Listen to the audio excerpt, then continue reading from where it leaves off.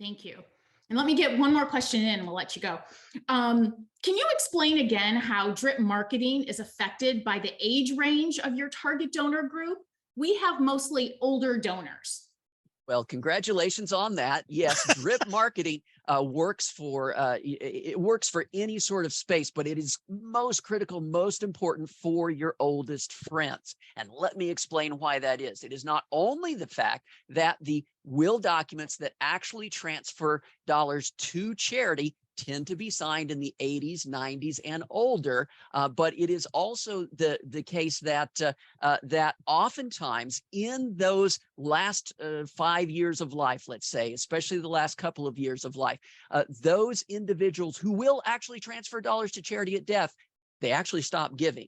They definitely stop volunteering. That is the normal process that happens in those last 5 years of life. And we have charities that communicate with their oldest friends based strictly upon recency of donation.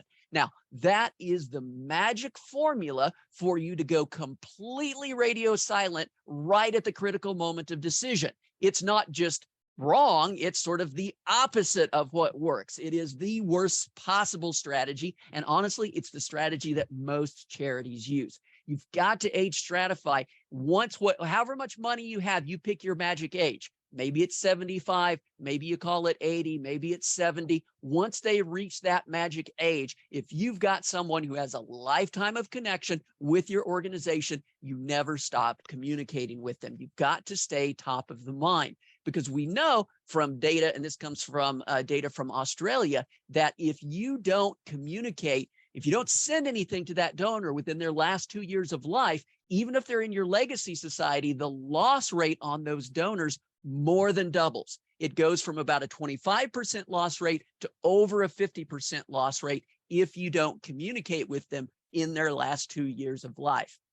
So absolutely, age stratification combined with drip marketing is going to give you your most powerful results. And just a quick example here from a national sample of will documents in Australia, 78% of the dollars were transferred by will documents signed in the 80s, 90s, and older. It's not only that people live that long, it is also that wealth lives that long. Wealthy people live longer than others, and so you got to start thinking about age in different terms. And so we've got to stay with folks all the way through to the end, because there's lots of fluidity in the charitable component of an estate plan, especially as age advances, and especially as we're in those last 3 to 5 years of life.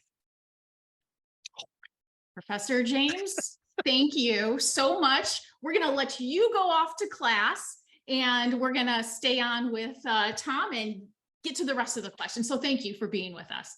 Thanks, everybody. Thank you, Russ.